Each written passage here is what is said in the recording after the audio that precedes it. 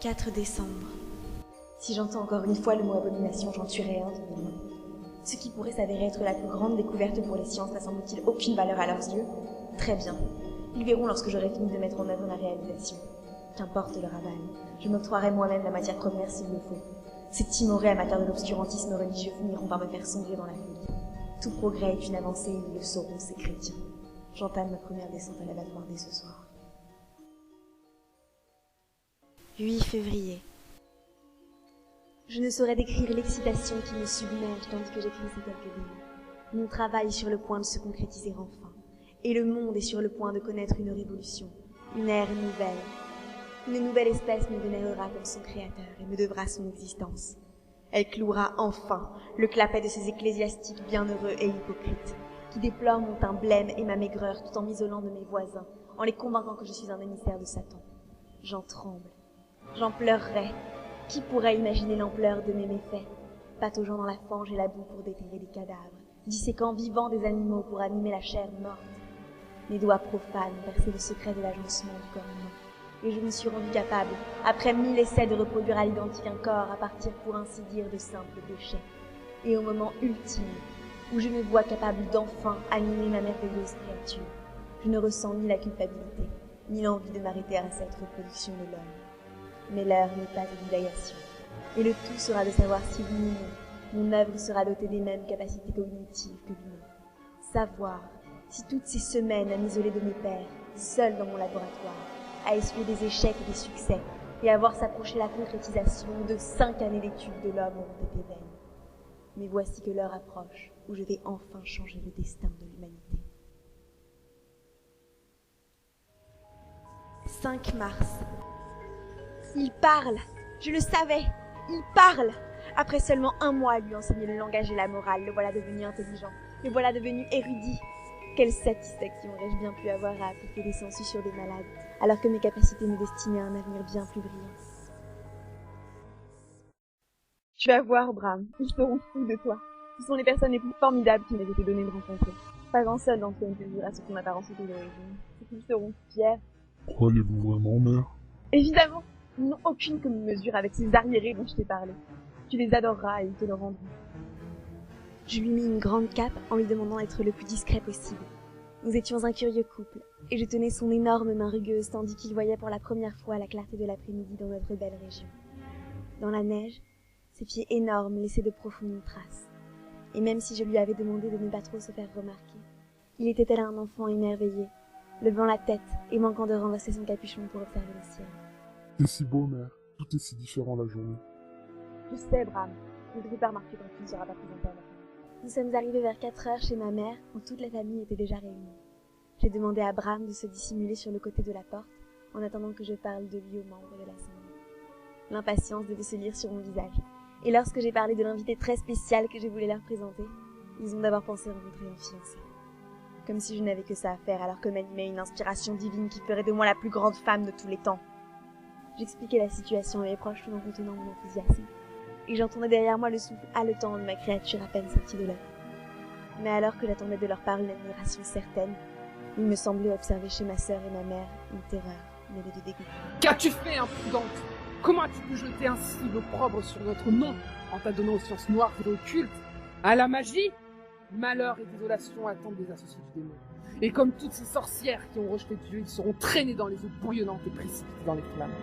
C'est parmi eux que se trouve votre place, à toi et à ta répugnante créature. Ainsi parla ma mère. Je n'en revenais pas. Mon père se prenait la tête dans les mains, effondré dans un fauteuil. Mes cousins se taisaient tous, incrédules. Mais ma sœur et ma mère, les êtres qui m'étaient le plus chers, venaient de nous tourner le dos. Il faut tuer cette créature avant que quelqu'un ne l'ait vu. Et on entendit un cri strident dans la rue adjacente. Bram, quelqu'un avait dû le voir. Et qu'avait-il entendu? Celui que j'avais créé de mes mains, exposé à ce village d'arriérés? Je me précipitai hors de chez moi, mais je sentis un bras me retenir violemment. Pendant que mon oncle allait chercher des cordes dans la cave, et que mes cousins et ma mère me retenaient assise sur un fauteuil en chêne massif, j'entendais mon père attiser la colère et la peur de la foule à l'égard de l'étranger. Son discours me glaçait le sang. Il savait très bien que c'était faux. Je le lui avais dit. Je leur ai expliqué ces mois merveilleux passés avec mon œuvre, mon fils. Pour le salut de nos âmes et la survie de nos enfants. Il me dégoûtait. Le salut de nos âmes. Il avait juste honte d'avoir donné naissance à la sorcière que j'étais. Je restais silencieuse, tandis que j'entendais les cris et les pas désorganisés de la foule haineuse entamer sa battue macabre. Et quelle horreur de voir le prolongement de moi-même et de mon génie exposé à cette armée de religieux cruels et obtus. Mes yeux s'emplirent de larmes de colère, et ma famille isolée dans le salon discutait de la marche à suivre. Je n'entendais que des bribes de conversation. Qu'importe, après tout. L'œuvre d'une vie devait s'avérer vaine, et moi, j'étais condamnée à regarder s'éteindre l'espèce que j'avais si précautionneusement créée. Une espèce bonne, ouverte, forte, et qui promettait de surpasser l'humain dans tous les domaines. Je sentais mon énergie m'abandonner, tandis que je sombrais dans un sommeil presque volontaire.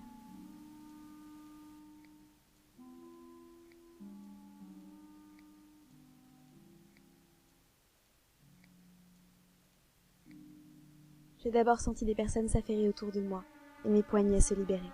Sache que la bête a été attrapée, et son exécution sera publique. Sache qu'il a aussi tué une 50aine des nôtres, et ton père parmi ceux-là. Comme morte, je me laissais détacher, silencieuse, les yeux rivés sur le sol. On m'emmenait vers la place du village à la lueur des torches, où mon cher Bram était ficelé à un piquet, meurtri de plusieurs blessures dont je ne pouvais souffrir la vue. Mes frères, le démon a été capturé. Notre village a combattu vaillamment, et ceux qui ont perdu la vie dans cette lutte comptaient parmi les plus braves que j'ai connus. Que les responsables de la colère de Dieu soient prévenus. Un châtiment identique attendra ceux qui attiseront l'ire du monde. Maintenant que la bête brûle et que l'infernal abysse engloutit sans fin ce monde! Lorsqu'il mit feu aux branchages secs qui entouraient mon Bram, je détournai les yeux et laissai couler des larmes de dégoût et de mépris. Tandis que le village endeuillé hurlait sa haine, je m'imaginais mon unique fils, sans défense, laissé aux mains du feu et de ses dégénérés, léché par les flammes. La foule exultait au bruit du brasier dans lequel d'ignobles bourreaux avaient précipité Bram. Un cri odieux retentit dans les ténèbres. Une odeur putride emplit mes narines, et je sentis un frisson d'horreur me parcourir les chairs. Je jurais entendre le mot mère, mais toujours incapable de poser les yeux sur le spectacle qui semblait tant régaler mon village natal, je continuais de regarder la neige rôdir sous mes pieds. J'étouffais. En plus de la pestilence, je sentais l'air s'épaissir d'une fumée opaque qui m'irritait les yeux et envahissait mes entrailles. Comment pouvait-il être aussi vivace tandis que moi-même j'étais à l'agonie?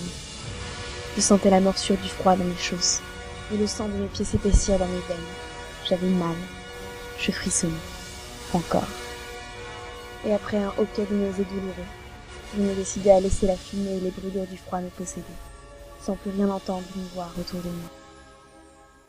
Je fus la dernière à rester devant le pathétique tas charbonneux d'eau calcinée qui avait jadis été ma si merveilleuse créature. Il fallait à présent rentrer chez moi, amer de déception et de désespoir. 30 octobre. En ce soir d'automne, j'ose enfin rouvrir mon précieux carnet de recherche. Ce n'est pas de bienheureuses créatures dont le monde a actuellement besoin. Il est grand temps que quelqu'un fasse déferler une vague de progrès sur notre région d'arrivée. Mais avant tout, les cités doivent être purifiées. Même si je dois y œuvrer seule, mes expériences macabres reprendront bientôt. Et quand mon espèce et mes êtres seront prêts, après que la haine et le dégoût de l'humain leur ont été inculqués, la mort de Bram sera vengée. Mes créatures seront lâchées parmi les ecclésiastiques et leurs partisans, et elles délivreront à tous ceux qui ont méprisé et détruit mon travail le châtiment qu'ils méritent. Il pleut depuis des jours. La terre meuble est plus facile.